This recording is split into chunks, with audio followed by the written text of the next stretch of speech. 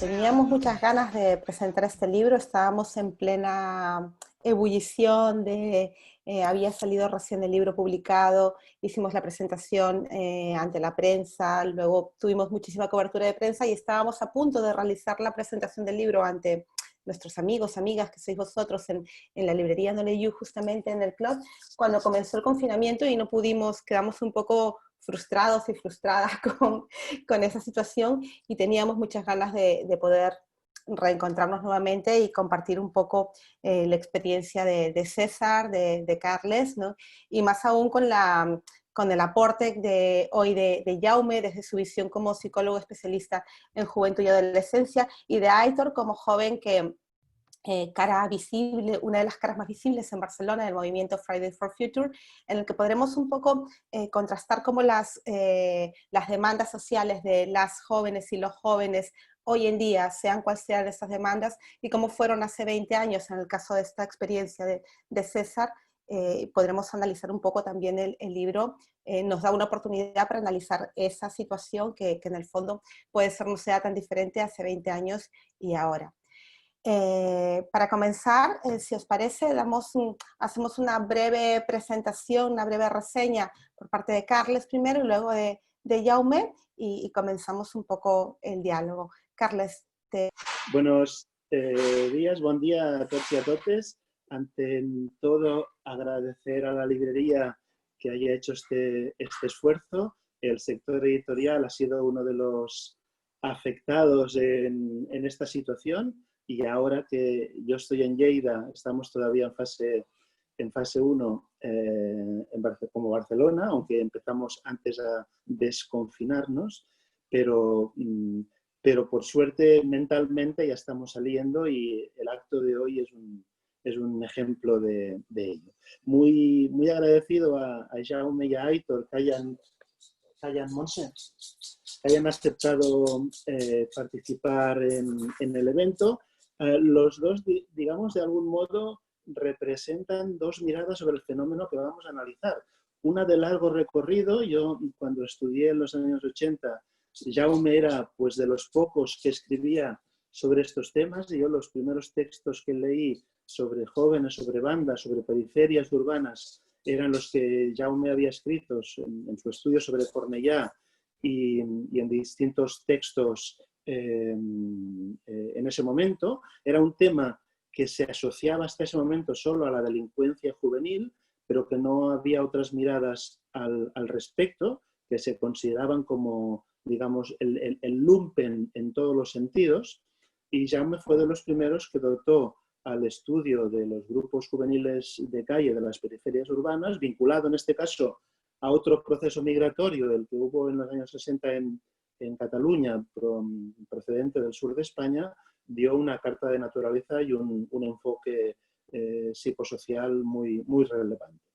Y cuando el año 2005 surgió la historia que se narra en el libro, fruto de la oleada migratoria desde América Latina, de la llegada de lo que yo denomino la generación 1.5, de estos adolescentes criados y educados en sus lugares de origen, en Guayaquil, en Medellín, en Centroamérica, en la República Dominicana, separados de sus familias, de sus madres sobre todo, que habían emigrado antes para cuidar y para cuidarnos a todos, a algunos de nuestras madres, abuelas y servicios sanitarios y sociales, y que al cabo del tiempo, digamos, sus familias deciden que se reúnan con ellos. Pues esto es clave, no es una decisión propia de los jóvenes, sino que es una decisión de sus progenitores, de sus madres fundamentalmente. Llevan con ellos esta cultura de las pandillas, de las bandas, que habían mamado en sus lugares de origen y que aquí de repente parece como si nunca hubiera existido. Y Jaume fue de los primeros que señalaron que no era una novedad absoluta, sino que ya había antecedentes, que no eran bandas importadas como algunos medios de comunicación señalaron, sino que el fenómeno de los grupos juveniles de calle era algo de largo recorrido.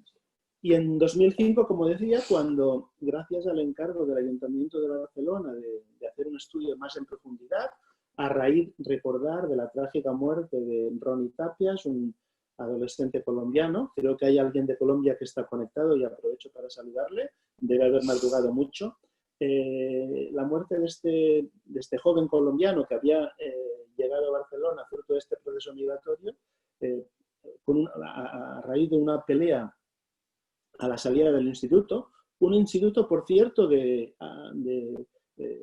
digamos, de prestigio, situado en el Ensanche, por tanto, no en una zona, digamos, marginal, pero que a raíz de este suceso pues, entró en una fase de estigmatización y acabó teniendo que cerrar, por desgracia, ¿no?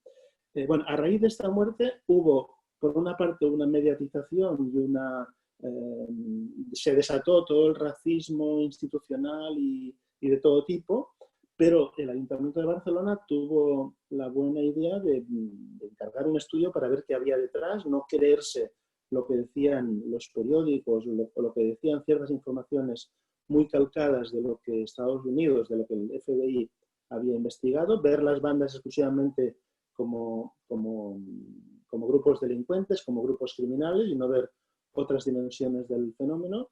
Nos encargó el estudio, a raíz del cual entramos en contacto con los Latin Kings y después con los Nietas y con César Andrade, con quien Manaba, una de las primeras personas con quien tuvo contacto. Y enseguida, en ese momento, coincidió que Jaume Funes era el defensor del menor adjunto al síndic de Greuges, perdón, en Cataluña es el nombre oficial, que me corrija Jaume si me equivoco, era adjunto para los derechos de la infancia al síndic de Greuges de Cataluña, y en la oficina que en ese momento tenía la sindicato de Greuges hicimos, recuerdo bien, la primera reunión, la primera entrevista formal grabada, que es la primera conversación que se hace que se publica en el capítulo del libro.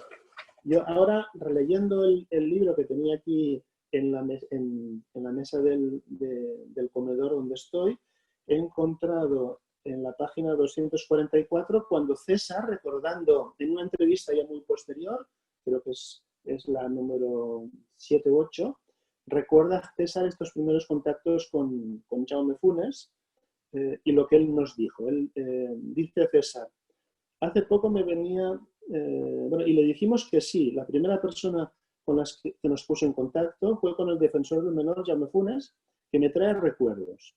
Hace poco se me venían a la mente eso del señor Funes, dijo, no, si antes de que lleguen ustedes ya había banda. Entonces dije, pero estamos bien tumbados, entonces eso es lo importante. Es decir, con Carles pasaba el tiempo, íbamos fortaleciendo nuestra relación y fortaleciendo las ideas. Luego también el director de prevención del Ayuntamiento de Barcelona, Josep María Lausa, que fue una persona desde un principio correcta y sincera, como nosotros también lo somos con él. Es decir, esto es clave, ¿no? Ver el fenómeno situándolo en un marco histórico, vinculado sobre todo a procesos migratorios, pero también al proceso de la adolescencia, durante el cual las personas tenemos necesidad de encontrar referentes en los grupos de edad, en los coetáneos, que nos ayuden a superar ese difícil tránsito de separarse de las familias, de la institución escolar y encontrar otros referentes.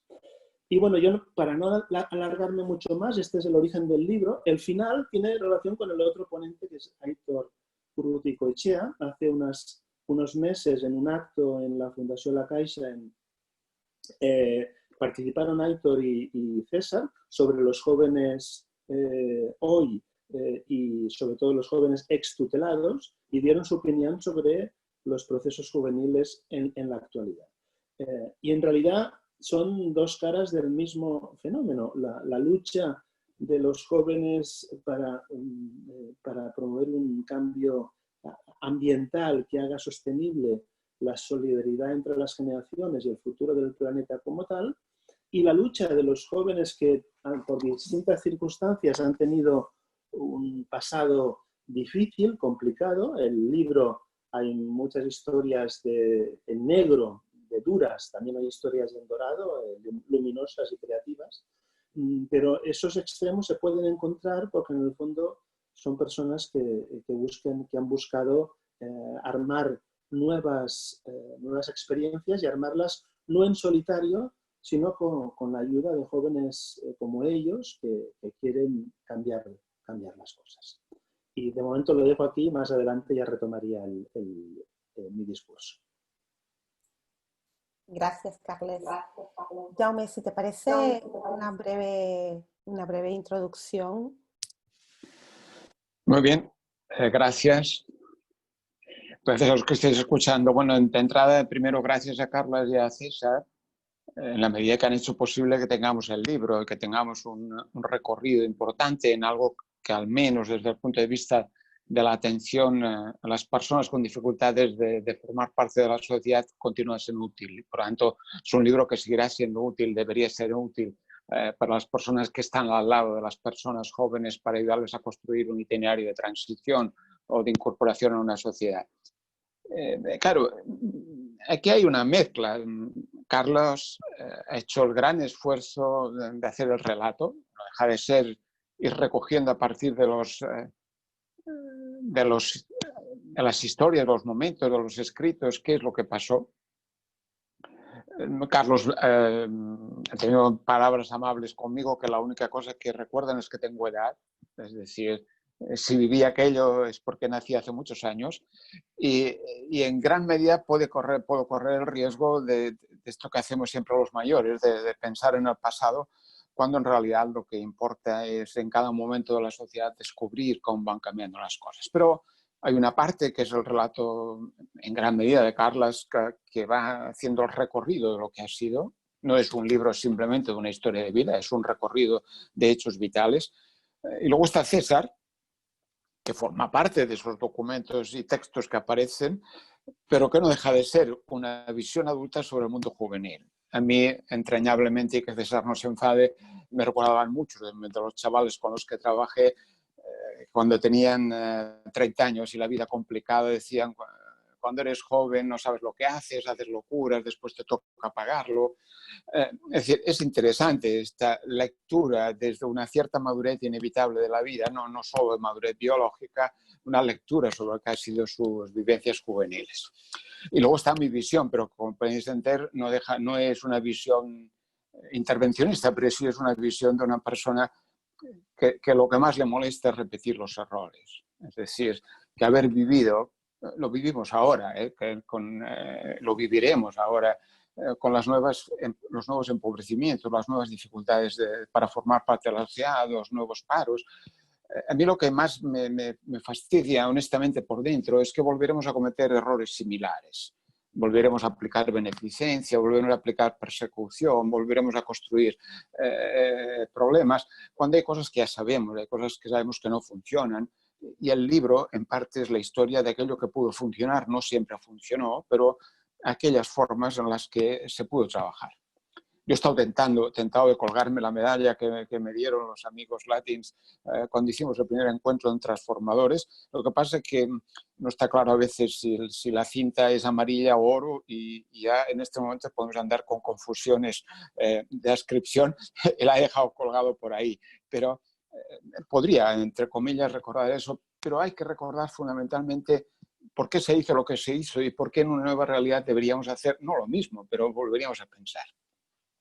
Insisto, de una persona que, como recordaba Carles, andaba entre los Kiovas y los Cherokees el año 74 por las calles de los barrios complicados de Cataluña, bueno, desde la conurbación de Barcelona, y que antes del coronavirus tenía que seguir predicando sobre los radicalismos supuestamente islámicos o no, o sobre las formas de encender la sociedad que algunos jóvenes de la generación selfie se hacían delante de las barricadas que hubo en Cataluña en los meses aquellos. Por lo tanto, entre medio ha habido de todo y a uno, pues no sé si por suerte, desgraciadamente, le siguen pidiendo opinión sobre realidades que a veces ya desconoces y dices, bueno, pues mire, yo ya no sé, ya soy mayor, no tengo siempre claves para interpretarlo todo. Pero con eso y para situar el libro, yo recuperaba un artículo que escribí, que hoy volví a colgarse en las redes cuando leí el libro, cuando, como bien decía Michi, estábamos a punto de presentarlo y estuvimos hablando. Pero dejadme que en mi visión de persona preocupada por cómo ser útil en la vida, en otras vidas, en esa visión, llámale como sea, en esa visión yo insisto siempre, no en las variables que un estudio científico dicen todos los chavales de estas características que forman parte de bandas, no, esa visión no es la mía, pero cuáles son las realidades humanas y vitales que, extrapolando lo que ha significado la historia del rey, la historia de César, la historia de los grupos latinos en Cataluña y en Madrid y en otros lugares, donde no siempre hubo la misma respuesta, pero eso nos recuerda a efectos de los que estamos implicados en esa historia. A mí me recordaba que hay como 4 realidades detrás de eso, que, insisto, no se dan todas ellas, pero todas ellas conducen, en algunos casos sumadas, conducen a esa necesidad de un mecanismo de grupo que permita encontrar su lugar en el mundo a determinadas adolescentes y jóvenes. No, ya digo, no son variables, son circunstancias vitales que se suman o no se suman, pero detrás de lo cual siempre aparece un mecanismo grupal. Podría ser en este momento, por decirlo de alguna manera, una banda de Instagram, y que nos enfaden las adolescentes de la historia confinada que hay por aquí mirando, podría ser perfectamente, porque siempre aparecerá un mecanismo grupal que mire no de solucionar, pero mire como mínimo de compensar malestares y de gestionar la vida de otra manera. Esas 4 realidades en las que yo siempre insistí a lo largo del tiempo, que han ido cambiando y hoy cada momento son diferentes. Carlos recordaba, mi historia es la historia de cómo ocuparme de los chavales de la calle, de las migraciones del interior de España. Mi historia final es cómo ocuparme de los adolescentes que migran solos o mal acompañados y vuelven a formar parte de lo que es la realidad de la sociedad. Supongo me seguís viendo. ¿Sí? De acuerdo, no, es que se cortó y parecía que... Bueno, por tanto, de esos chavales de la calle, entonces, los nuevos habitantes de la calle que van cambiando, que van evolucionando, pero siguen existiendo. Primero, hay una realidad que es lo que podríamos llamar infancias rotas. O sea, personajes que vivieron infancias difíciles, con escasez de afectos, maltratos o no, abandonos o no, supervivencias o no, en entornos complejos. Aquí, fuera de aquí, en lugares muy diversos, con vidas más duras probablemente fuera de aquí, pero con la dureza de aquí. Una de las cosas curiosas que me chocó cuando hicimos el acto en Transformador era encontrarme entre los supuestos latinos algunos chavales del sistema protector, marginales del barrio del Casc Antic, chavales incluso de origen árabe o origen personal, digamos, con cara negra, por decir algo, ¿no? Lo vemos muy claramente con los chavales que han vivido la historia del sistema protector y cuando llegan a su adolescencia quieren pasar cuentas, simplemente quieren pasar cuentas.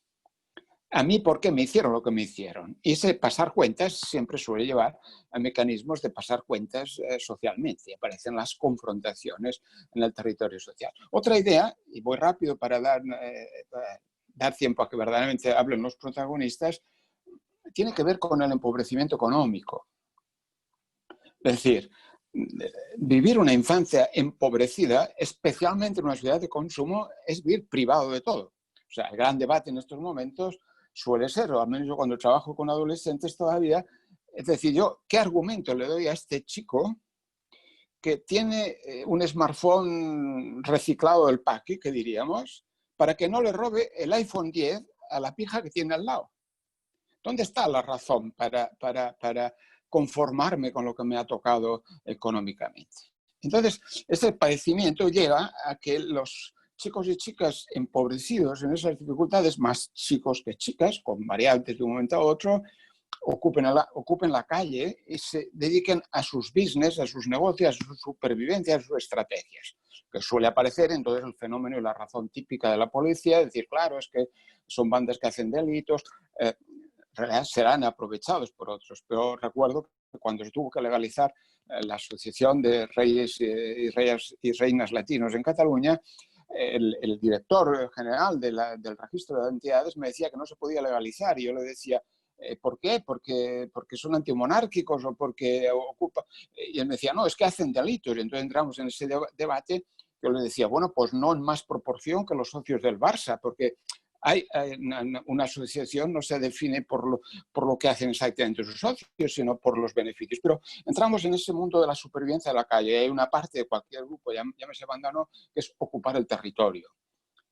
César explica muy bien cómo ha pasado en las diferentes etapas de su vida, cómo son los personajes de la calle, ¿no?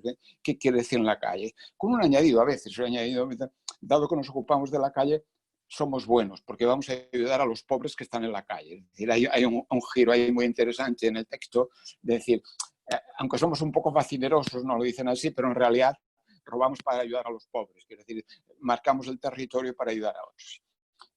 Hay otra historia que también la ha destacado Carlas y que vale la pena tener en cuenta, que es toda la historia de los procesos migratorios.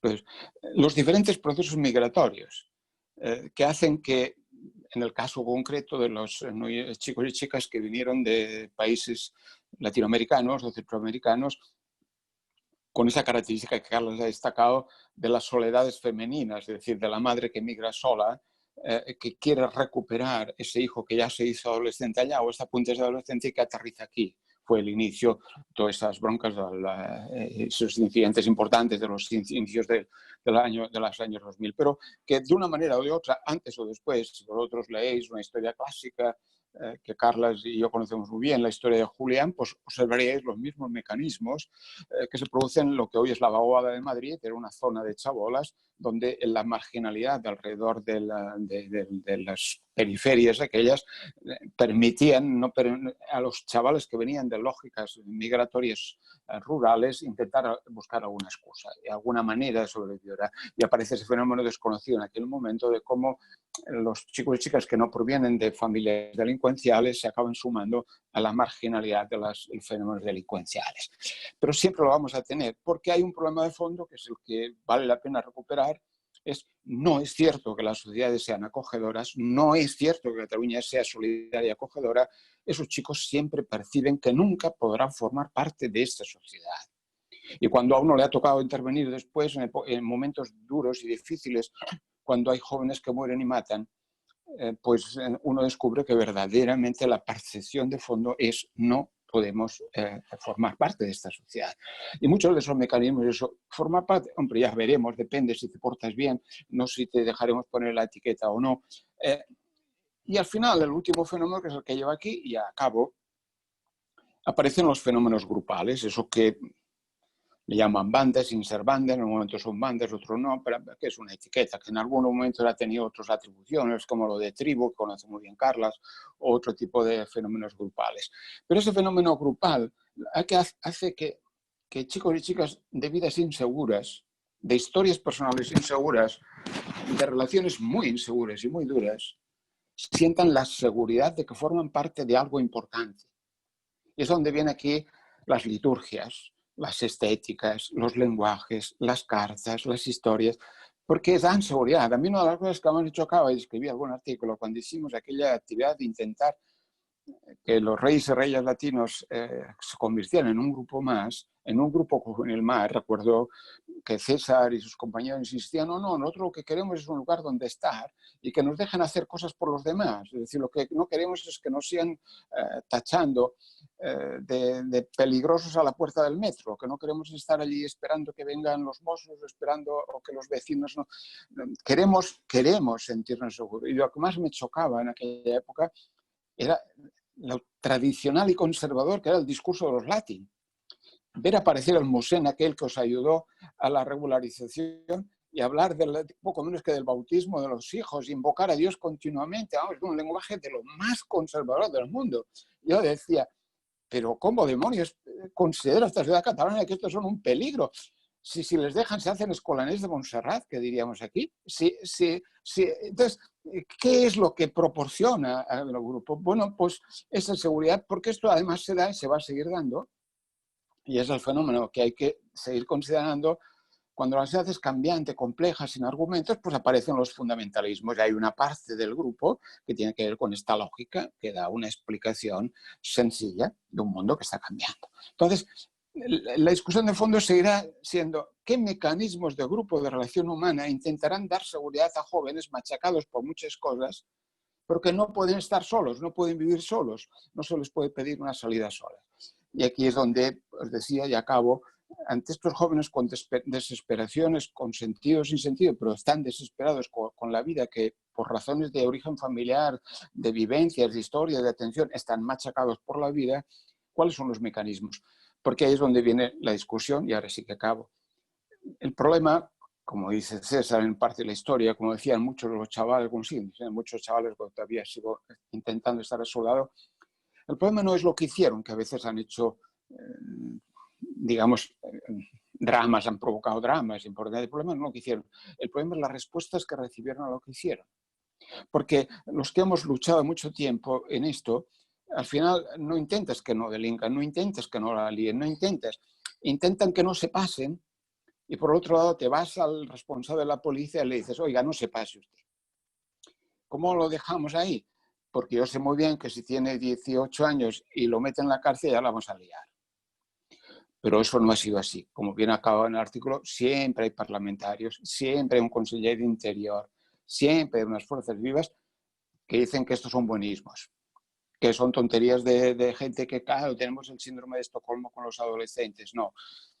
Si usted da una respuesta inapropiada, lo que pudo ser un problema provisional se convierte en un problema enquistado.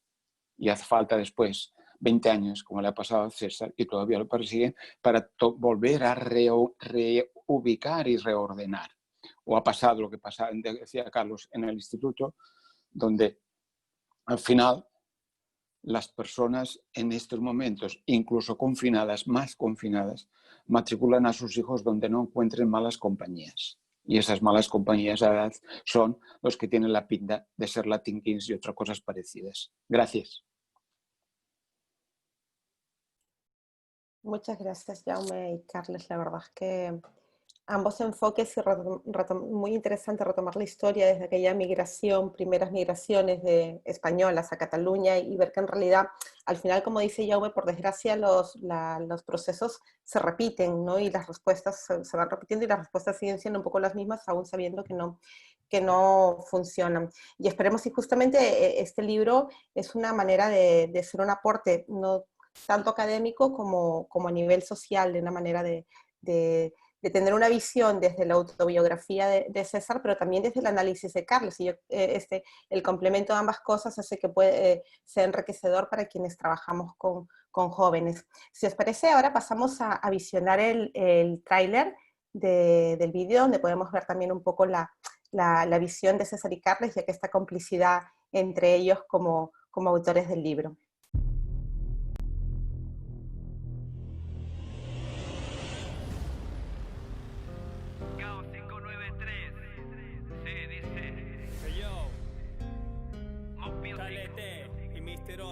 Todo en la vida tiene precio y somos testigos de eso, que a pesar de las adversidades mantenemos recio por aprecio de la misma, bajo un prisma diferente. Cada quien busca la cima con carisma, lo oponente, donde gente no todos lo tienen, si quieren lo sienten. El ninja va y viene y se halla la gente, y es que el malo a veces es bueno y el bueno a veces es malo. Todos tienen un plan pleno, su objetivo pues lograrlo, lo que damos. Carles, me estaba recordando y me estaba preguntando que hace más o menos el tiempo que nos conocimos, ¿no? Ya casi 15 años que nos conocemos, y fue una situación pues para nosotros un poco delicada, un poco incómoda, pero bueno, mira cómo empieza una relación de amistad desde hace muchos años, y en la cual pues yo desde el primer momento que te vi surgió la idea de escribir un libro. Como el buen vino, la cepa el origen es de Ecuador, pero se implanta en Cataluña, ¿no? Por tanto, os habéis hecho catalanes, ¿no? De alguna manera los reyes. Y este libro no solo habla de los Latin Kings, el lector encontrará que sobre todo habla de este país, de Cataluña, de España, de Barcelona, de cómo funcionan las instituciones, la policía, la universidad, el periodismo y los jóvenes, ¿no? Y la música, la cultura, habla un poco de nosotros, habla de vosotros, pero sobre todo habla de nosotros. La gente no me oía, me veía, de mí se reía, el karma no existe. Pues como dice el KNC, el King Manifiesto de Constitución, es que la primera etapa, pues como todo rey tenemos que pasarla, o como todo joven, aunque no sea parte de Latin King, pues la pasamos. Es que normalmente nos gustan las fiestas, las peleas, peleas con otras agrupaciones. La etapa siguiente es la del conservativo, que es cuando un rey ya ya no quiere ser partícipe de ninguna pelea, ni parar en la esquina, ni parar en los parques, deja todo eso a un lado porque él ya quiere comprometerse a lo mejor con su familia, con su mujer, con sus hijos. Luego cuando con el tiempo van pasando los años, llega la etapa del nuevo rey, que es cuando un rey alcanza su mayor conocimiento como rey. Es cuando uno se realiza como rey. Mi arma calma que no llega al alma, porque todo lo que sube baja, lo que emerge sube. Si un día estás en una zanja, otro día en una nube, como boomerang, todo a ti se te devolverá. Lo mismo que tú lanzas, así mismo regresará. Verdad, bondad, humildad, hermandad, sin maldad, cantidad de calidad, esa será tu realidad. Porque cosecha lo que siembra para ofrecer un buen producto. Si no lo riega siempre, nunca dará buenos frutos. Nadie puede escapar de los efectos de sus actos. Siempre hay que hacer las cosas pensando y con mucho tacto. Aquí no existen pactos, ni el momento exacto. El tiempo pasa veloz, lo que llega se va por algo. La vida a veces es dulce y otras tiene sabor amargo. Bueno, aquí hemos podido ver un poco la visión de César y cómo es que empezó este libro, la motivación y cómo se siente la hora, pero nos gustaría escucharlo, ya que es el protagonista de este libro. César, ¿te parece que nos dediques algunas palabras? Hola, buenos días. Buenos días. Primero, antes pues, de empezar, pues me gustaría agradecer a todas las personas que están presentes y porque sé que están haciendo un esfuerzo grande. Ustedes saben que estamos en tiempos difíciles, pero muy difíciles, que prácticamente ha vuelto a recordar esto de cuando estuve viviendo una experiencia muy negativa dentro de prisión y algo parecido como estar en prisión domiciliaria o arresto domiciliario, prácticamente casi, no igual, pero con distintas maneras de poder desenvolverse, ¿no? Porque por lo menos aquí tiene la oportunidad de salir a comprar, ver todo lo que hay fuera de tu hogar, ¿no? Pero bueno, Jaume, y Carles y Aitor, de verdad que yo, aunque Aitor todavía no lo he escuchado todavía hablar, y Alfredo y todo, pues yo me quedaría con ustedes escuchándolo si es posible todo el día, porque de ustedes siempre saco cosas positivas, aprendo y escucho las historias que realmente pues desde cuando empezamos esto, pues me gusta volver a revivir todas esas cosas, ¿no? Más o menos, pues, la idea, lo que dice más o menos en el tráiler, en el book tráiler que realizamos con Carles, la idea era que desde un principio, pues nosotros, bueno, en verdad era yo el que insistía siempre a Carles de escribir una biografía, pero jamás me imaginé que en ese tiempo lo que queríamos era que nosotros, nuestro trabajo, nuestras cosas que nosotros hacíamos supuestamente, entre comillas, ilegalmente para la sociedad, para la policía, pues queríamos hacerlo visible. Nosotros siempre estuvimos abiertos a poder integrarnos a la sociedad, en este caso a la catalana, que fue la que nos abrió las puertas, ¿no? Aquí. Pero muchas veces fuimos rechazados, muchas veces fuimos vistos de una manera muy diferente, o sea, incluso maltratados físicamente, psicológicamente y moralmente. Pero realmente nuestro orgullo, a lo mejor pues la sangre indígena que corre por nuestras venas, nosotros nunca nos permitió en que nos demos por vencidos. Nosotros queríamos continuar pues con la idea de que de alguna manera u otra queremos hacernos ver que en el fondo no somos lo que la gente piensa de nosotros, que somos delincuentes, que somos criminales y todas esas cosas. Tampoco queremos decir que seamos santos, que seamos buenos, no. Sí hubieron muchos conflictos también, sí hubieron muchas detenciones de hermanitos que también fueron detenidos, pero por causas personales, a lo mejor, ¿me entiendes? Cuando uno, como cuando es joven, pues comete muchos errores, pues es normal, ¿no? Y gracias a Dios, pues dimos con no sé si Dios nos mandó un ángel, y en este caso fue Carles, que lo conocimos, y él fue pues, la persona que fue abriendo, tocando las puertas, de todas las personas que a lo mejor se sentían con un poco con las ganas de querer ayudarnos, de querer brindarnos las oportunidades de poder demostrarle a la sociedad que nosotros no éramos como realmente, pues, y así fue. Conocí a Carles y ya desde el primer momento, aunque al principio pues entramos en una etapa de conocernos y todo eso, porque al principio también no teníamos confianza en nadie, porque claro, todas las personas que eran ajenas a los Latin Kings pues se nos acercaban, eran a lo mejor para hacernos daño, y fue Carles en cambio que no trató de hacernos daño.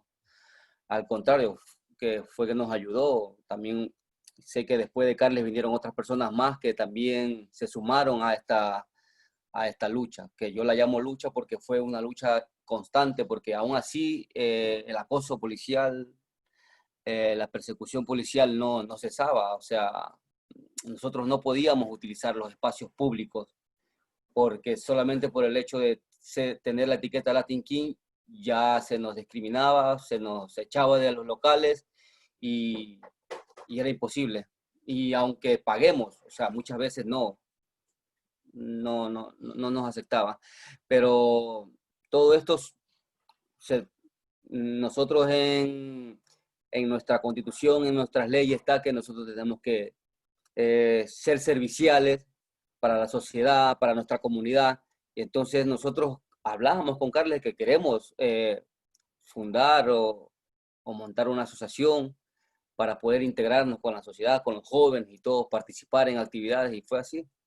No fue fácil, ya le digo, no fue fácil, nada, yo creo que nada es fácil en esta vida, pero al final pues lo conseguimos, fue muy duro, y a raíz de todo este proceso pues se me ocurre a mí la idea de agobiar un poco a Carles, de presionar un poco a Carles en el sentido de, bueno, Carles, hagamos un libro o una biografía, no me acuerdo en ese tiempo lo que quería yo, pero nunca me imaginé que el resultado iba a ser un libro para mí, para mí en lo personal perfecto, porque es cuando yo le digo a Carles que demostremos que esto es lo que realmente pasa a un joven que cuando vive en una situación como la que yo viví en Ecuador, de conflictos, de violencia, cómo se puede transformar, ¿me entiendes? ¿Cómo puede transformar con las diferentes etapas que pasa un Latin King?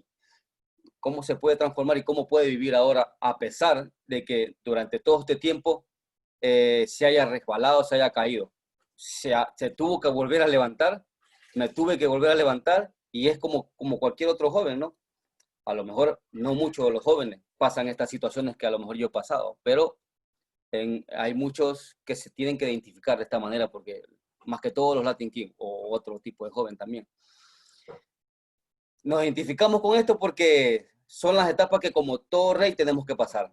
Es una etapa en la cual pues estamos peleando en las calles con otras agrupaciones. En la otra etapa es en la que tú ya dejas ese tipo de violencia, y en la tercera etapa pues se juntan la primera y la segunda, y es en la que te vas a dedicar, ya te consagras, ya no quieres problemas, quieres vivir para tu familia, trabajar para tu familia, ser servicial para la comunidad, ser servicial para la sociedad, ¿sabes? Entonces, eso es lo que yo siempre, desde un principio, pedí a Carles, ¿no? Y claro, aquí el cerebro y que para mí, yo siempre le digo, Carles, tú eres al que le debería dar todos los créditos en este sentido, porque tú eres el que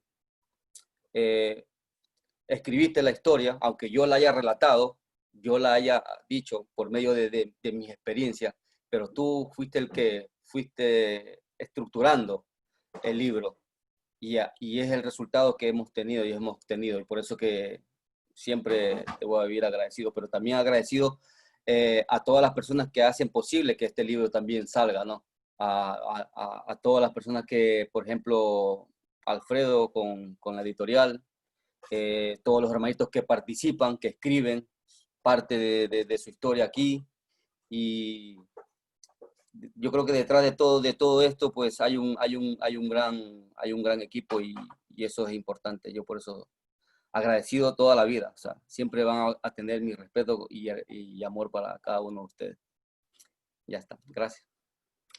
Muchísimas gracias, César. Aitor, ahora, después de escuchar a César y que ya lo has escuchado en varias ocasiones y has podido compartir varias jornadas con él, yo quería preguntarte qué te provoca y qué reflexiones te vienen a la mente al ver que hace 20 años ya estábamos los jóvenes, me incluyo porque en aquel momento también era joven, estábamos con demandas sociales, estábamos intentando interlocutar con entidades, estábamos intentando lograr ciertos cambios a nivel ideológico en la sociedad, y ahora desde otra perspectiva, vosotros y vosotras estáis también en una misma lucha, aunque desde otro enfoque.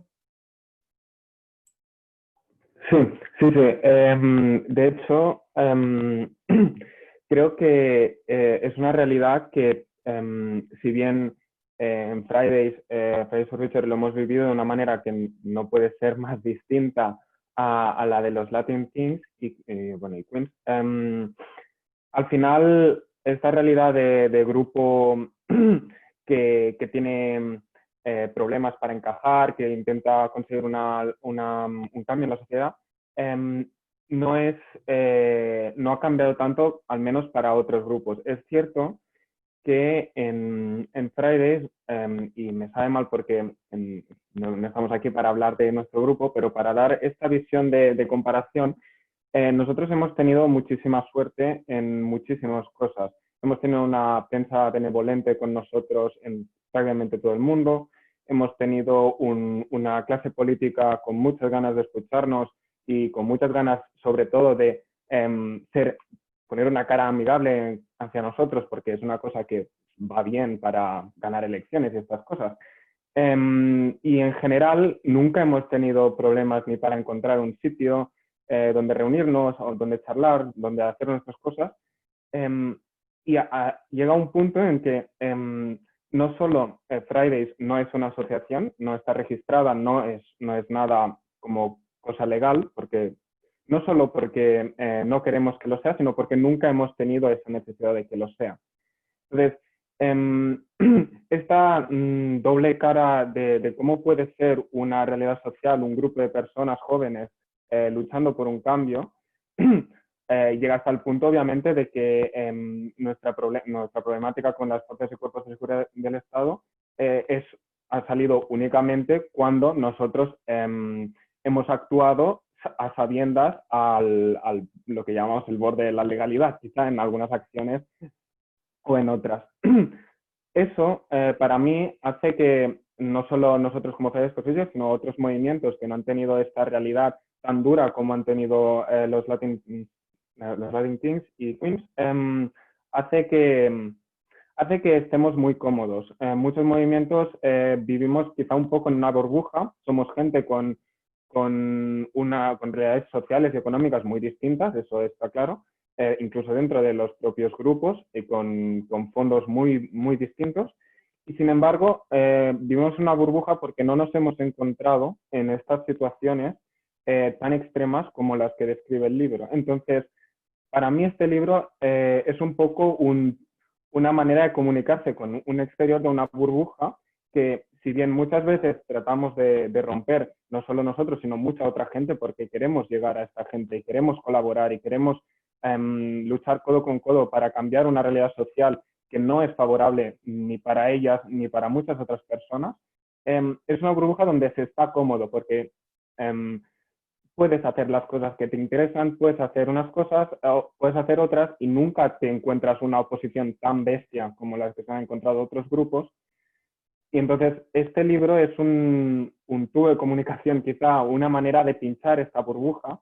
Es decir, esta realidad existe, sigue existiendo para muchos grupos, porque colaboramos, por ejemplo, con Sindicato Mantero, con la Plataforma per l'Habitatge, con muchísimos otros grupos que han tenido unas realidades que son mucho más duras que la nuestra.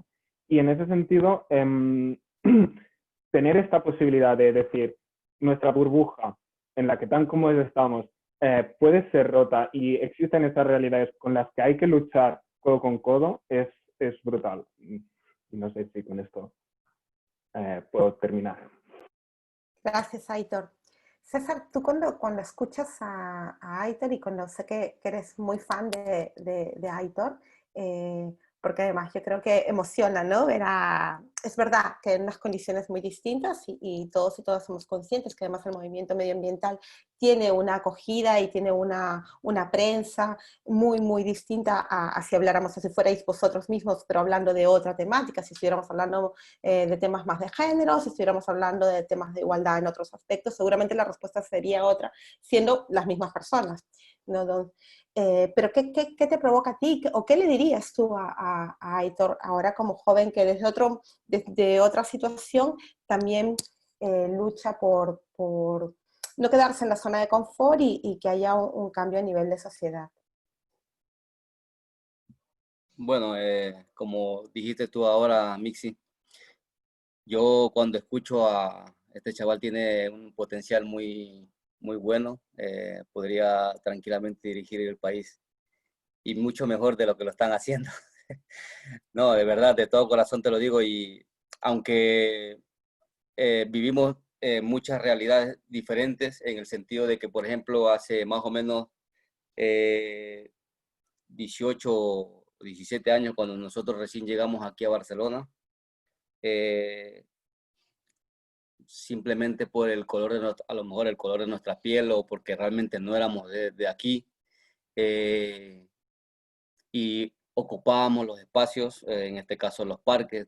Ya hablo de espacios públicos, no hablo de los casales juveniles, porque en ese tiempo ni siquiera nosotros sabíamos que existían. Y recibir, ¿me entiendes? A lo mejor palizas de los policías, porque supuestamente no podíamos estar ahí, pero si son parques públicos, yo creo que se podía, ¿no? Pero bueno. Y ver ahora la realidad de lo que, por ejemplo, tu lucha, la lucha contra el cambio climático y todo eso, eso es bueno, porque yo siempre cuando Aitor pues comparte cosas, yo soy de las personas que a mí también me gusta, ¿me entiende? Incluso yo le he dicho a él que yo tengo muchos hermanitos que están dispuestos también a seguir en esa lucha con él, ¿me entiende? Claro, identificándose como lo que son ellos, como Latin King, pero a disposición de Aitor siempre están, yo te lo dije el otro día cuando estuvimos en la presentación en el restaurante. Y claro, yo lo único que te diría es que tú jamás tienes que darte por vencido, en el sentido de que aunque te encuentres muchos obstáculos en el camino, por ejemplo, eh, eso tiene que darte más orgullo, ¿no? Porque es lo que nosotros nos llenó, al sentirnos nosotros muchas veces maltratados físicamente o psicológicamente, eso nos llena más de orgullo. Por ejemplo, a lo mejor cuando a mí me metieron en prisión, muchos pensaban que cuando yo fui a prisión, pensaban que el grupo se iba a venir abajo. Al contrario, van a venir otras personas más y van a seguir surgiendo otros líderes más y a lo mejor hasta más fuertes, con más orgullo más, y van a seguir siendo Latin King. O sea, no se va a acabar los Latin King. O sea, simplemente porque el líder esté en prisión. Entonces, la idea es que tú pues te mantengas y mantengas, o sea, tu ideología que la tienes bien clara, tu mentalidad, tu enfoque hacia lo que quieres hacer y eso es importante. Y ya está, o sea, él no hace falta que más le diga más porque ante él debería a nosotros darnos clase de, de liderazgo y todo. Gracias, César. Es verdad, sí. Otro día organizamos otra, otra conferencia con Aitor como protagonista. Pero ahora que los protagonistas sois vosotros, César y Carles, si os parece, acabamos la parte de la presentación para luego avanzar al debate. Con una pequeña intervención, Carles y César. Y esto ya sé que os lo han preguntado varias veces, sobre todo a ti, César, pero vuelvo a hacer la pregunta porque además me gusta escuchar vuestras respuestas. ¿César Andrade o King Manaba? Para Carles y para César, con quiénes son, qué puntos en común tienen, con cuál os quedáis, se pueden separar, son uno solo. Empezamos con Carles y cerramos con César. Bien, de entrada, como director de la colección de la Biblioteca de Infancia y Juventud, propongo al editor que invite a Aitor Urruticoechea si quiere publicar un libro sobre el movimiento Fridays y lo acogeremos, lo podemos acoger en la colección. Creo que han salido muchos textos y muchos reportajes periodísticos, pero todavía pocas cosas desde los protagonistas, desde los jóvenes que están impulsando este movimiento. En cuanto a la pregunta que me haces, en realidad es un doble. En el prólogo, en la introducción del libro, hablamos del doble nacimiento, de que César Andrade nació 2 veces, ¿no? La primera como César Andrade Arteaga en Ecuador, en su pueblo de origen, en Manabí, y la segunda cuando fue coronado, cuando se inició como rey latino al cabo de unos 20 años en la otra ciudad donde él vivía en ese momento en Ecuador. Y yo diría que incluso puede decirse que nació una tercera vez en Cataluña, en España, cuando renació después de salir de la cárcel y de todas las experiencias que tuvo. Los antropólogos sabemos que en muchas sociedades primitivas el rito de la pubertad, y eso también Jaume Funes lo conoce, el rito de la adolescencia que en sociedades primitivas o preindustriales se hacía a través de unas ceremonias iniciáticas muy elaboradas, a menudo con la inclusión de prácticas violentas o de autoviolencia, o bien del consumo de algún tipo de sustancias psicoactivas.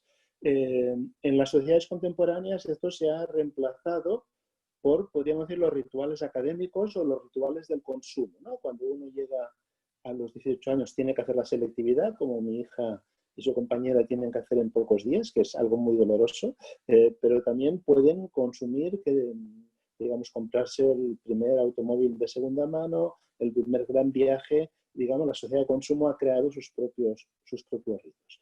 Los Latin Kings idearon este híbrido. Por una parte es algo muy antiguo, muy primitivo, digamos, el rito de paso, el rito de iniciación, que implica una capacidad de aguantar de algún modo el dolor físico o emocional para sacrificarse por el propio colectivo, pero también es un rito colectivo.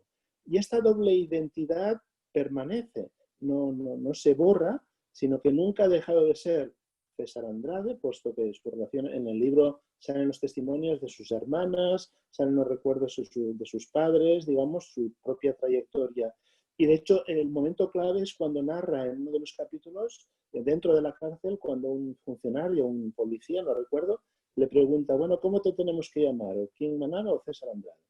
Y él dice, bueno, yo estoy aquí en la ficha policial como César Andrade, no estoy como King Manana. Y el delito que he cometido es a título individual y lo voy a pagar, pero después, una vez lo haya pagado, seguiré siendo César Andrade. En cambio, la verdad es que no le trataron como César Andrade, le trataron como King Manaba, con lo cual se aumentó su pena, ¿no? En el fondo es la ideología vigente en Estados Unidos, lo estamos viendo estos días con lo que ha pasado con la persona afroamericana, de discriminación de las minorías étnicas, negros y latinos sobre todo, y de doble penalización de la pertenencia a bandas. Si perteneces a una banda, aunque hayas cometido un delito muy pequeño, esto se amplía. Y si llegas a tener, creo que 3 delitos como miembro de una banda, pues ya es casi la cadena perpetua, ¿no?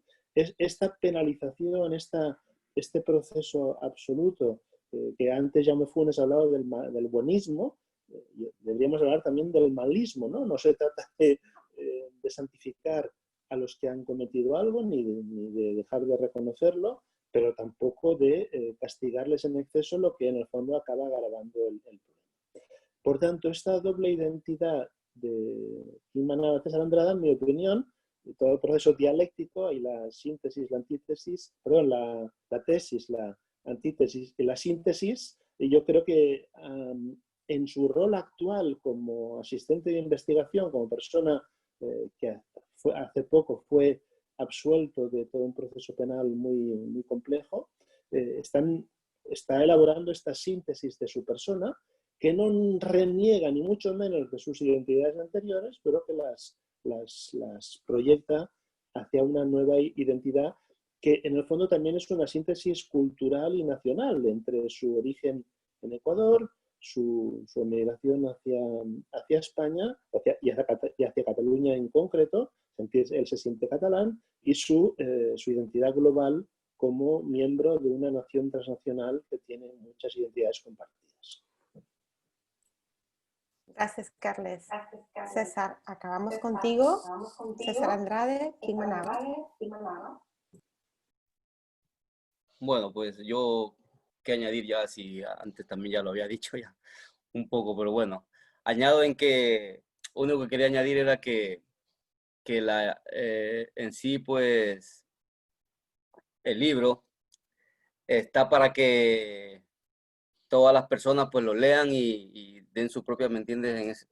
Su propia opinión, su propia reflexión, pero más que todo yo, la idea, y bueno, y ahora matizo el punto de que quiero que llegue a todos los hermanitos en el sentido de que se identifiquen de la manera que a lo mejor pues yo me identifiqué. Como decía Carles, pues yo como Latin King pues nací 2 veces, o sea, como 2 veces, uno como César Andrade, el otro como Quim Manaba, y no sé, yo en verdad no tendría nada más que añadir, porque yo antes creo que ya lo dije un poco de todo, ¿no? Pero es mi único objetivo es que sepan que los jóvenes ahora se les está dando la oportunidad. O sea, ellos tendrían que darse la oportunidad de que puedan leerlo y puedan ver que ellos no tengan que cometer los mismos errores que a lo mejor yo cometí, a lo mejor como persona o como Latin King, ¿vale? Entonces, están teniendo la oportunidad de ellos no poder no cometerlos, y pueden ser, a lo mejor, vivir una historia diferente siendo Latin King, pero sin haber pasado a lo mejor lo que yo pasé. Esa es la idea también, ¿no? De que ellos puedan vivir tranquilos, siendo Latin King, haciendo sus actividades normales, ayudando a la comunidad latina, a la no latina, integrándose a la sociedad catalana, o sea, participando en diferentes actividades, pero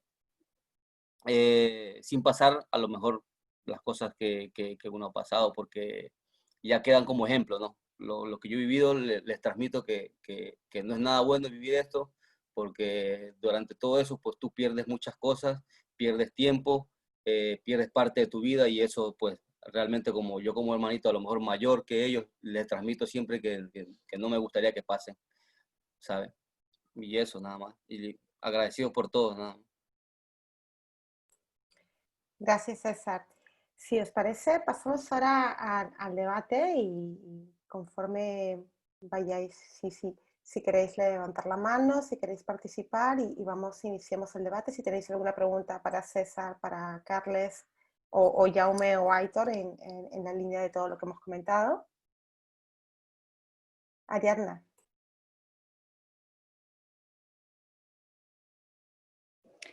Hola, nada, primero de todo dar la enhorabuena a los autores. Yo ya hace unos meses que lo tengo y ya lo estoy casi terminando, y la verdad que me parece, para mí ha sido un aprendizaje también, ¿no? Meterme de lleno en la historia de César, pero a la vez en la historia de los Latin Kings, y de la juventud un poco, ¿no? El ver esas diferentes fases que se van pasando.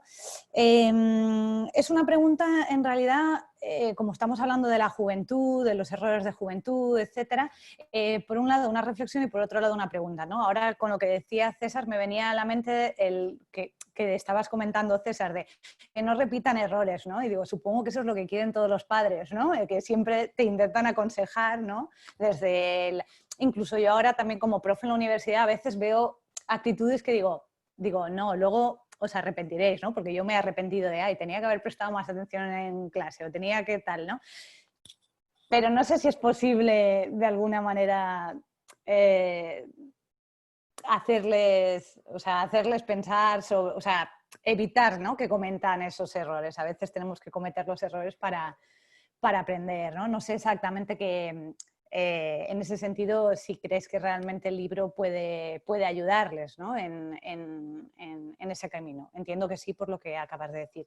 Y mi pregunta iría más por preguntarte qué papel tienen los jóvenes ahora mismo en los Latin Kings, ¿no? En este libro hemos visto pues esa evolución, ¿no? y que estamos ya en una fase en que, bueno, pues ya no formas parte de esos Latin Kings, de esos hermanitos más jóvenes, sino que ya tienes una sabiduría a lo largo del tiempo, y entonces preguntarte pues sobre el rol de la juventud en los Latin Kings ahora mismo. Ya estaría. Hola Ari, muchas gracias por estar leyendo el libro. Y bueno, dice qué papel tienen los jóvenes ahora en la actualidad dentro de los Latin Kings, es que siguen siendo el mismo que de antes, pero claro, ya no son tan visibles como lo eran, como lo fuimos cuando realmente hicimos el proceso de constitución, en constituirnos aquí como una asociación legal aquí en Cataluña. Y por el temor a que, por ejemplo, en estos últimos años, pues han habido redadas muy fuertes y tienen el temor a lo mejor de que haya represalias sobre ellos, simplemente por el hecho de pertenecer a los Latin Kings, pero ellos siguen haciendo sus actividades tanto deportivas, culturales, y hay un grupo muy fuerte, que lo digo yo siempre, y cuando me preguntan, está liderado por una mujer, o sea, y me gusta, ¿sabes? Me gusta, hablo con esa persona y me gusta porque tiene las mismas ganas a lo mejor que cuando yo la tuve, pero la única diferencia es que a lo mejor ella no está tan decidida a dar la cara, ¿sabes? Porque tiene el temor que a lo mejor con lo que pasó conmigo, ¿sabes? Entonces, por eso te digo, sirve de algo que uno haya vivido experiencia a lo mejor negativa, porque a lo mejor los demás dicen, no, es que yo no quiero que me pase lo que te pasó a ti. Es verdad, pero tú también tienes que vivir tus propias experiencias, yo sé. Uno tiene que vivir sus propias caídas también, ¿me entiendes? Para poder aprender y poder aprender a levantarse también. Pero están allí, lo que pasa es que no son visibles. Yo cuando fuimos contigo a Valencia, Alicante, ellos están ahí, o sea, aquí en Barcelona, en Madrid y en muchas comunidades más de aquí de España. O sea, el problema es que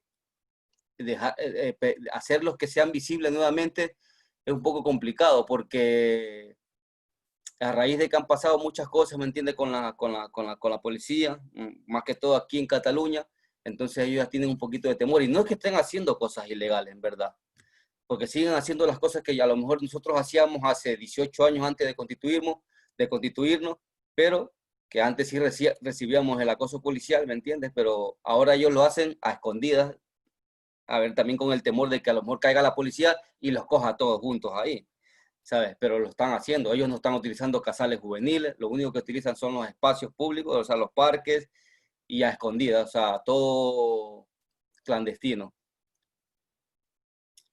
Eso.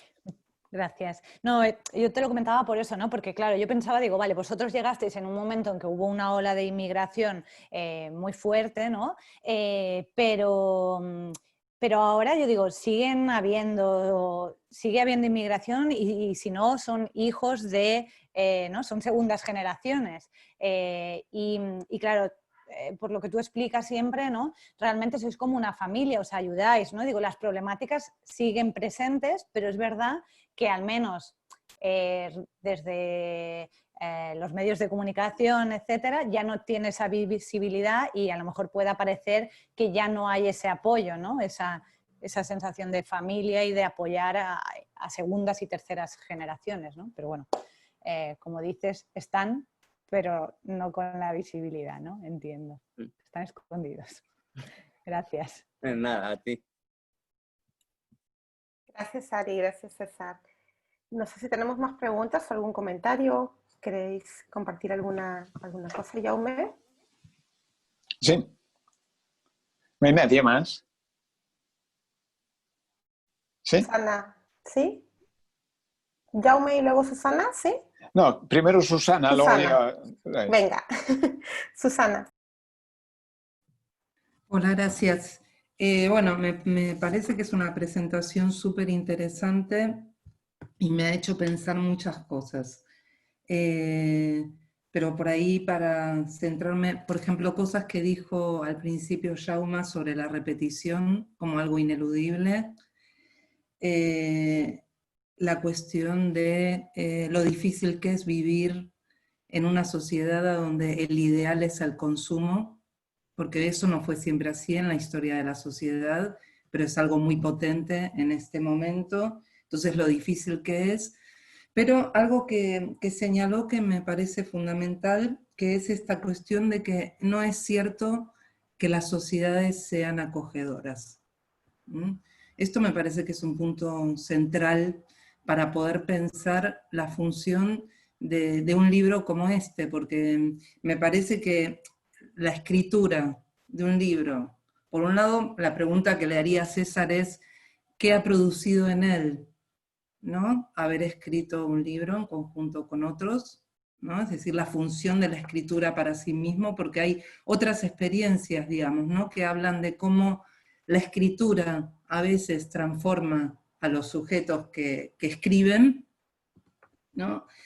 Pero además pensaba en la función de un libro a donde no estoy muy segura que el saber, digamos, que se puede extraer de escribir algo, sea algo que vaya a transformar, como dice César, a sus hermanitos jóvenes, sino que más bien me parece que es algo que tal vez es una herramienta para ver si puede transformar en algo a la sociedad supuesta de acogida.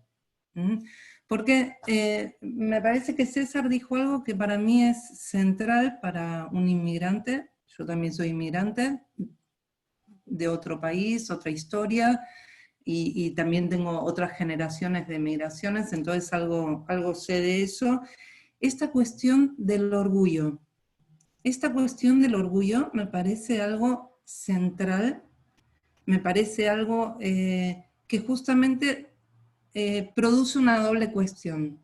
Por un lado, el orgullo sostiene al que lo tiene, incluso en las peores situaciones, pero a su vez hace difícil que el otro que tiene que acoger pueda soportarlo. Porque muchas veces la acogida, que se plantea bajo la palabra integración, en realidad no es más que una oferta de asimilación, ¿no? Y entonces cuando hay esta oferta de asimilación, justamente la oferta de asimilación se sostiene, podríamos decir, por el borramiento del orgullo que uno puede traer de la historia de la que pertenece, ¿no? Entonces, en ese sentido, me parece como una cosa de muy difícil encaje, ¿no? Yo trabajo con chicos que están dentro del sistema de protección, estoy de acuerdo con toda la descripción que hizo Jauma al principio, de esta cuestión de las infancias rotas, de las vidas sin afecto, pero a veces no se trata de eso, a veces se trata más bien de la respuesta o de cómo los profesionales leen las estructuras familiares, ¿no? Y por ejemplo, las escriben como si fueran estructuras de desamparo, cuando en realidad no son bien eso. Entonces hay una cuestión de muy difícil encaje, y entonces pienso que, por un lado, un libro tiene una función para el que lo escribe, y eso me parece que sería interesante poder hablar de eso, de qué produjo en el que lo escribió, pero por otro lado tiene la función de que es un instrumento para poder transmitir algo a los profesionales, a la policía, a todos los que están en este mundo de control social sobre las poblaciones, como para poder entender algo de aquellos a quienes se dirigen, ¿no? Por ejemplo, poder entender algo de que el orgullo es también una defensa para poder seguir viviendo y para poder seguir sosteniendo una subjetividad. Entonces, bueno, esto, me sugieren todas esas cosas. Gracias. Gracias, Susana. César, ¿quieres contestar la parte que te toca, la que te provocó a la escritura de aquel libro, la transformación que puede ser haya producido en ti? Sí, bueno, cuando surgió la idea, en verdad lo que me motivó a yo, bueno, un poquito de exigirle a Carles, de agobiarlo en el sentido de escribir, es porque quería o sea, demostrarles, o sea, cuando hablaba de orgullo, hablo de orgullo como Latin King, ¿vale? El orgullo latino que llevamos es eso por ejemplo, de no darnos por vencidos, de nunca darnos por derrotados, o sea, así nos encontremos en cualquier situación, porque a lo mejor cuando yo también pasé los 5 años en prisión, es lo mismo, al principio sí, me sentí mal, la pasé mal, perdí a mi pareja, perdí a mi familia, pero luego uno mismo tiene que reconstruirse y salir a flote. O sea, tú piensas y dices, bueno, yo soy Latin King, siempre he dado el mensaje y el consejo a los hermanitos de que ni en las peores situaciones uno tiene que venirse abajo. Al contrario, uno tiene que sentir orgullo, levantarse y salir adelante.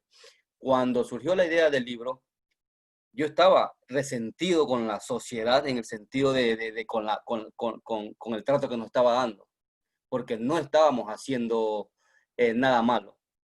No nos sentíamos que estábamos haciendo nada malo. Entonces, cuando yo hablé, me acerqué a Carles, fue a raíz de una macro redada que nos hicieron a nosotros en el Casal de Transformador, y es ahí donde yo me pongo en contacto, pero claro, yo estaba resentido, cabreado, caliente, y lo que me producía era en ese momento gritarle a todo el mundo, sí, yo soy Latin King y mis ideales son estos. O sea, me salió el orgullo de ser de lo que llevo dentro, de lo que soy, ¿no?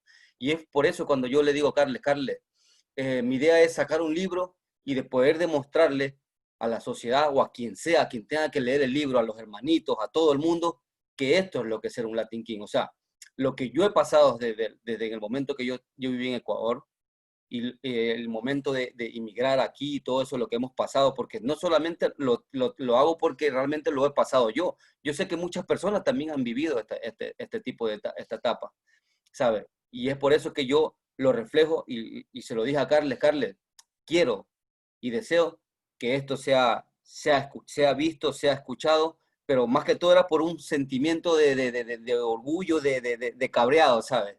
En ese tiempo. Pero ahora viéndolo de otra manera, al final puede ayudar como no puede ayudar. O sea, yo creo que cada una de las personas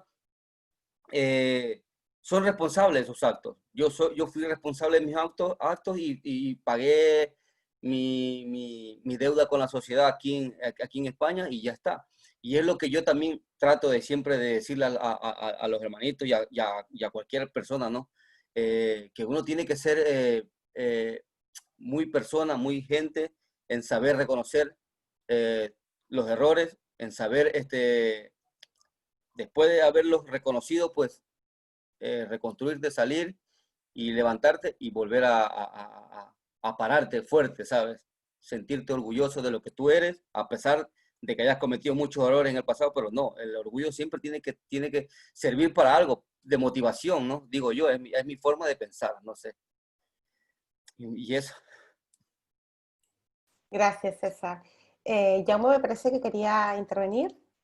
Sí, porque entre otras cosas, cuando se acabe este vermut tengo comida familiar y por lo tanto a la 1:30 os abandonaré. Y por lo tanto, tampoco quisiera decir la última palabra, ni mucho menos, pero escuchando a César, escuchando a Aitor, escuchando a Susana, en fin, las compañeras que hablaban, dejarme que diga muy brevemente, porque esto no es un seminario y todo lo que voy a decir seguro que es matizable todo, pero como buen adolescente lo mío es poner en crisis todo y por lo tanto lo dejo ahí como pura provocación para que el equipo de Carlos y compañía lo sigáis pensando. Comenzaré por lo último, lo que decía César a propósito del libro, ¿no?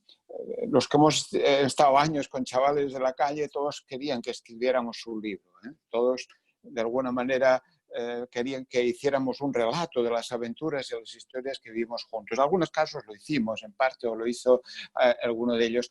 Pero César recordaba una cosa que yo creo que para los profesionales es clave. Ha de quedar claro que existí. Aquello del confieso que he vivido. Es decir, hay que quedar claro que mi vida existió, que lo que hice tuvo sentido, que no me estoy arrepintiendo exactamente. Sé que aquello no debió ser así, pero fue así.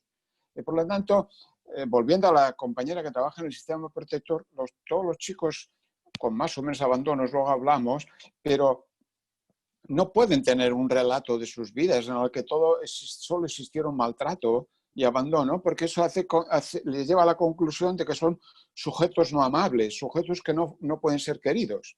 Por lo tanto, cualquier historia, por difícil que sea, cualquier joven con vidas difíciles, necesita que su relato tenga sentido. Lo que ahora diríamos en Instagram o en Twitter, o donde sea, dejar constancia de que mi vida tuvo alguna lógica. Sé que aquella vida ya no es la que debo llevar, pero no me hagáis arrepentirme. Siempre han dicho, yo ya pagué. Y en el caso de César es, yo pagué en exceso. Yo pagué probablemente por lo que no hice. Yo ya pagué, pero no me hagan renunciar a mi historia. Tengo que mantener un relato de coherencia de mi vida. Y eso es lo que facilita, en este caso, un libro, que es un relato de lo que ha pasado, pero también es el relato de una vida. La otra cosa que me gustaría insistir, cuando ahora les preguntamos por los nuevos Latin Kings de compañía, a ver, siempre dijimos que no hay cultura que resista una parabólica. Fijaros lo que después ha sido ya en la sociedad interglobalizada. Pues también quedan anticuadas los rollos latins o los rollos latins. Es decir, la aceleración cambiante de un mundo cambiante obliga a ir reinventando, a reescribir la lógica cultural vital porque va cambiando en este mundo, ¿eh? Es decir, lo que hemos visto estos días con los profes que de golpe dicen ahora haremos educación a distancia. Pero ¿cómo a distancia? Si tú siempre estuviste distante. Quiero decir, si tú nunca estuviste en ese mundo digital y virtual, eso es otra historia. ¿Cómo la reescribimos la lógica? Porque también es cierto, y eso lo vivimos, Carlos y César dan testimonio, cualquier proceso de integración lleva a una nueva ruptura. Es decir, cuando un grupo juvenil más o menos llega a ser tolerado dentro de la sociedad, siempre surge. No solo es una historia de izquierdas, de las izquierdas que siempre se dividen, no, es una historia también de cualquier grupo que con su condición juvenil lleva a contestar la sociedad. Y por lo tanto, cualquier proceso de formar parte de una sociedad relativamente estable nos lleva siempre a pensar, y a los que ahora contesten en esta situación, ¿cómo les ayudaremos? Porque es importante que la sigan contestando. La otra idea tenía que ver, recordando con lo que decía Susana, del libro debemos aprender, de la historia debemos aprender los profesionales que estamos en esta historia, a cómo descubrir la mirada adecuada. Porque los amigos latins fundamentalmente se sentían mal mirados.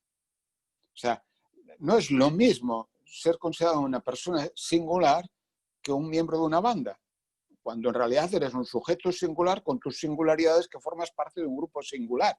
Pero la lectura es esta, que lleva a las lecturas que Susana recordaba. El profesional interpreta el abandono en lo que es una pauta de crianza diferente y una impotencia familiar para atender en esas condiciones. Pero no era un abandono, una ruptura, no, era una impotencia en esa situación. Claro, nuestra obsesión como profesionales que intervenimos en esferas diversas no debe ser reducir la realidad a nuestra teoría, sino buscar una forma de entender por qué esta persona al final estuvo sola. Porque al final estuvo sola y eso no se interpreta desde el desamparo, se interpreta desde las impotencias familiares o las dificultades. Y la última cosa, o la penúltima, para provocar un poco, comenzando por Heitor y compañía, a ver, no olvidemos la condición de clase. Los que empezamos la historia con la adolescencia tuvimos nuestras dificultades con los amigos sociólogos, porque para ellos era la sociología de la juventud y no había manera de colocar la adolescencia. Luego hicimos el pacto con los antropólogos para que entendieran que había, bueno, pues los antropólogos tuvieron que inventar alguna cosa, como bien decían, a propósito de los ritos de paso y eso es, que entre comillas, de que salió el tema de los ritos de paso, recordar que estamos en un momento en que los adolescentes tienen como mínimo 2 ritos de paso. Uno, para demostrar que son adolescentes, fumamos porros, por decir de alguna manera. Otro, para demostrar que ya no son adolescentes y forman parte del mundo de la juventud, de la eterna juventud, que no sé qué es, si hacer la selectividad o qué otra historia, pero están inmersos en una forma. Pero volviendo a lo que estábamos, no olvidemos la condición de clase. Lo que nunca unirá a Heitor y a César es su desigualdad social. Es decir, la reacción de los Latin Comedy es la relación de los pobres. No es la relación de nadie de Miami que ha venido aquí a manifestarse en las calles de Madrid, estas que se manifiestan estos días. No. Es la relación, tú eres desgraciado, pobre y además no te queremos en esta sociedad. Es ahí donde hay que situar.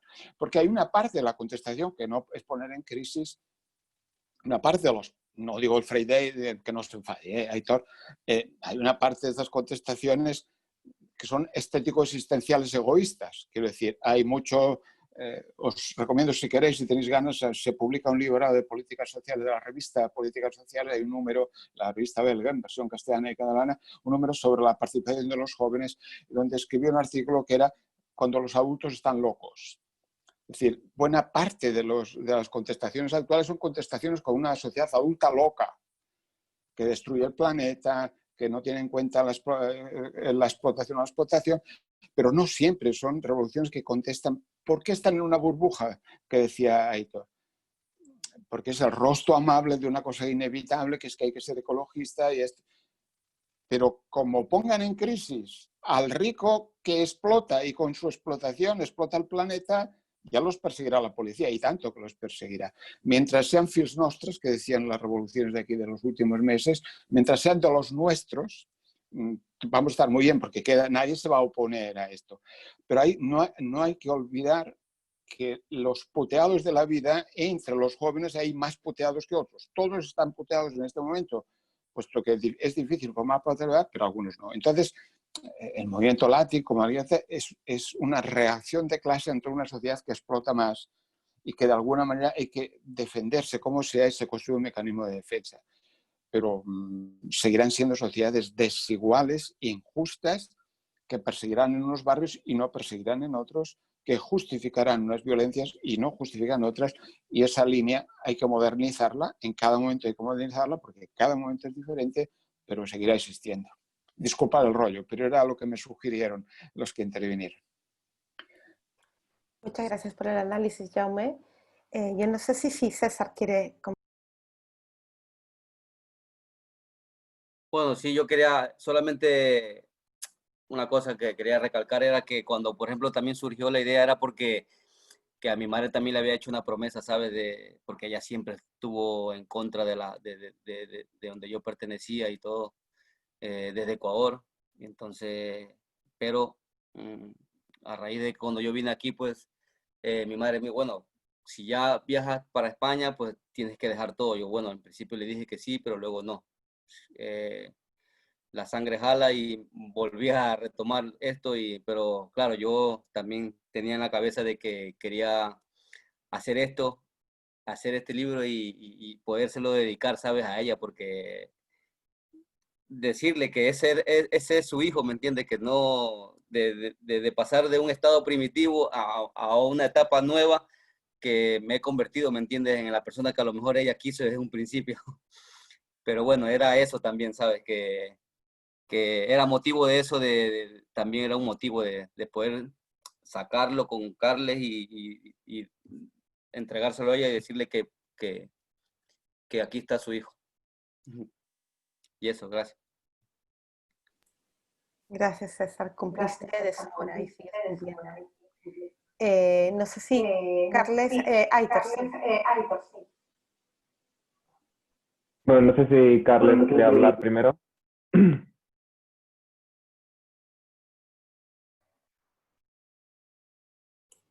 Aitor, ¿tú primero? ¿Sí? Vale, bueno, como digas. Bueno, ya que he sido provocado,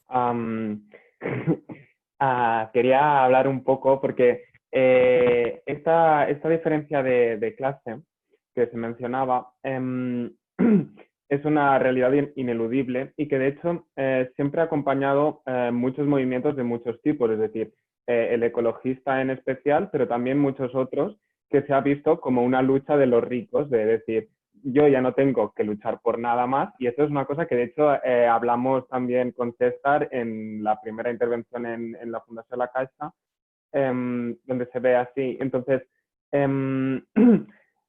con la razón, una de las razones por las cuales estoy aquí y por las cuales creo que este libro es una herramienta muy buena, es que al menos en Fridays tenemos la intención de dejar que esta lucha, que se ve como una cosa de los ricos, se entienda también como un problema de clase. Es decir, nosotros hablamos de una cosa y me sabe mal porque no quiero hablar de mi libro metafórico, sino quiero hablar de lo que hemos venido a hablar hoy, pero hablamos de una cosa que se llama justicia climática. Eso significa que estas realidades que han vivido César y tantos otros cuando han tenido que cambiar de país por su situación económica, social, etcétera, etcétera, no, obviamente se repite la historia, y no solo se repite la historia, sino viendo las crisis que nos vamos a tener que enfrentar en un futuro, la del coronavirus ahora mismo, la de dentro de 5 o 10 años, la crisis climática, la crisis, etcétera, etcétera, etcétera, el sistema recurrente que tenemos de una crisis cada 10 años como mínimo, es una situación en la que nos implica que cada vez que va a haber una crisis se van a generar nuevos grupos jóvenes de clases desfavorecidas que van a querer asociarse, que van a querer formar parte de algo, que van a querer... Y esta realidad no va a cambiar, y en ese sentido, sabiendo nuestra realidad, bueno, al menos la mía, que no es una de clase súper desfavorecida, tampoco vivo en Sarriá, no me malinterpretéis, pero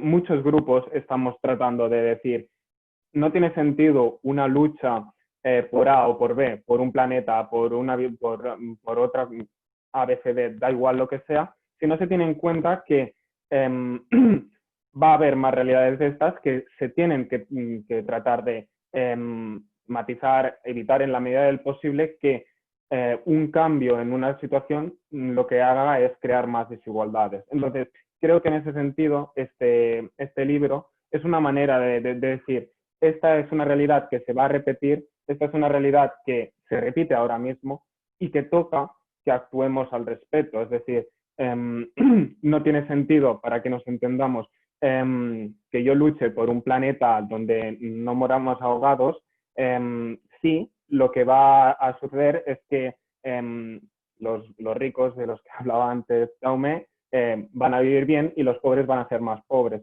Entonces, en ese sentido, entender que las migraciones no van a dejar de existir, que va a haber realidades desfavorecidas, hay que luchar por un mundo más equitativo, más justo, y en ese sentido este libro nos acerca a una realidad que por las situaciones en las que hemos nacido, que no las hemos escogido, nos cuesta mucho de ver, sobre todo por el propio sistema, obviamente, que se defiende y que a través de los medios de comunicación, a través de la política, a través de muchos sitios, trata de esconder y de pintar como les apetece. Entonces, creo que es una oportunidad de oro, si lo podemos decir así.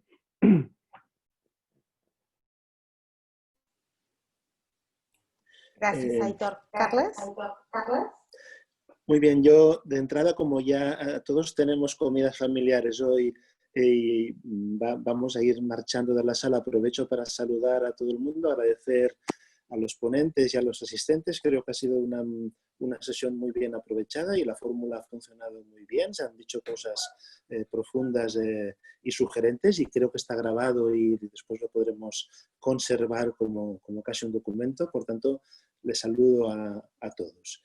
En segundo lugar, el tema que antes planteó Susana, de hasta qué medida la escritura autobiográfica tiene efectos en la vida de las personas, quisiera señalar que de entrada este era un libro oral. Era un libro oral, puesto que es fruto de 10 entrevistas sucedidas en el tiempo, aunque el hecho de que hayan pasado 15 años desde las primeras hasta la publicación ha hecho que haya un filtro del paso por la escritura y por la reflexividad, tanto para los dos coautores, para César, por supuesto, pero también para mí. Tiene sin duda una función terapéutica, puesto que reflexionar sobre la propia trayectoria, sobre los errores y los aciertos, sobre los momentos dolorosos que son para él, pero también son para mí, puesto que como partícipe de este proceso de legalización, que fue, de algún modo, acabó fracasando, de algún modo me revivió viejas historias. Pero creo que ahí hubo una opción, cuando decidimos publicarlo, hubo toda una discusión sobre la forma narrativa que iba a adquirir. Y ahí entró en debate el antropólogo, que quería ser muy fiel a las entrevistas originales, y el editor o el literato y el propio César, que quizá querían o optaban por una visión más literaria, más actualizada, ¿no? Y encontramos un modelo híbrido que el mismo César, lo que sí debo confesar, y lo explicamos en el prólogo, que hubo un esfuerzo muy grande por su parte de reelaborar las entrevistas originales, de revisarlas sin inventarse nada, sin añadir nada nuevo, pero un poco en este proceso hubo una reflexión muy interesante que se refleja en el epílogo que él escribe, que es su contribución más de escritura directamente, donde hace su propio testimonio. Por lo tanto, es un híbrido entre lo oral y la escritura. Y por último, en tercer lugar, el tema que ahora Aitor estaba comentando, que ya me planteó de manera provocativa, el elemento de clase. Sin duda, hay una diferencia, desigualdad social en los movimientos juveniles, que yo he estudiado las bandas juveniles, pero también los indignados, movimientos, digamos, de estudiantiles o de clase media. Pero sin embargo, ahí sí que le doy la razón bastante a Aitor en lo que planteaba ahora al final, de que la salida del coronavirus, como Daniel Innerarity planteó hace unas semanas en alguna entrevista o en algún artículo, plantea un pacto, una necesidad de un nuevo pacto generacional que va más allá de las clases. Que sin duda es vivido por jóvenes en función de su situación de clase, de su situación económica, laboral y social, pero que en la medida en que el coronavirus, quien ha muerto son la gente mayor, pero seguramente los mayores víctimas serán los jóvenes, en parte por la precariedad laboral, por las dificultades y también por el tema de la sostenibilidad ambiental que esta situación ha hecho evidente. Por tanto, de algún modo, quizá lo que se requiere es una alianza intergeneracional, pero también una alianza de clases, del mismo modo que en 1968 se hablaba de la alianza entre estudiantes y obreros, étudiants y ouvriers même combat, de aquí de algún modo hay una necesaria alianza entre jóvenes de origen diverso que por la sostenibilidad ambiental y por la sostenibilidad sobre todo del sistema de protección pública que es el estado del bienestar, pues si no hay esa alianza, pues nos vamos al garete, digamos, porque es necesario que los jóvenes obreros trabajen y tengan empleos dignos y puedan cotizar a la seguridad social y tengamos en cuenta la brecha demográfica, que es que si no hubiera habido esta migración tan criticada, pues no sé quién pagaría las pensiones, ¿no? Digamos, en realidad eso es lo que asegura, digamos, dada el envejecimiento de nuestra sociedad, si no hay inmigración, o si no hay una nueva natalidad, pues lo tenemos crudo, ¿no? Por tanto, ahí creo que el combate tiene muchos puntos en común, cada uno lo puede vivir desde su situación social, económica y cultural, pero debe haber una doble alianza, una alianza intergeneracional y una alianza de clases, de las juventudes de distintas clases, que haga sostenible nuestro futuro como sociedad. De algún modo por egoísmo, ¿no? Es un puro egoísmo. Yo como persona de 58 años, pues que ya se acerca mi jubilación, quiero que mis hijos e hijas tengan futuro, en parte porque mi pensión depende de ellos. Sí. Carles, sí, Jaume marcha. Gracias, Jaume, por tus reflexiones, por el análisis y por estar siempre presente. Gracias. Que vaya muy bien. Hasta la próxima. No sé si alguien más tiene alguna intervención y si no, lo dejaríamos aquí. ¿Tenemos alguna intervención más?